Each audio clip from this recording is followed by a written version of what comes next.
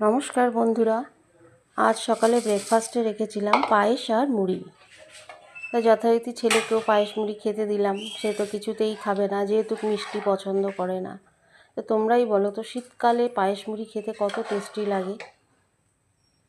সে তো কিছুতেই খাবে না। তারপর তাকে জোর করে বুঝিয়ে সুজিয়ে কাকুতি মিনতি করে রীতিমতন যুদ্ধ করে পায়েস মুড়িটা খাওয়াতে হলো।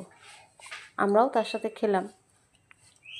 বাচ্চাদের কোনো কিছুর জন্য রাজি করানো, বিশেষ করে টিনেজ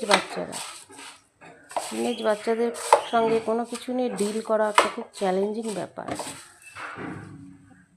যাদের ঘরেই যাদের ঘরেই টিনেজ বাচ্চা রয়েছে, তারা নিশ্চয়ই রিলেট করতে পারছো ব্যাপারটা, এদের সঙ্গে ডিল করাটা কতটা চ্যালেঞ্জিং।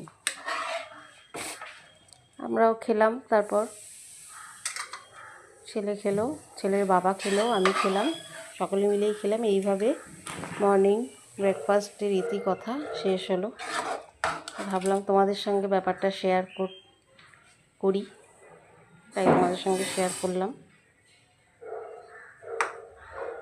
Thank you.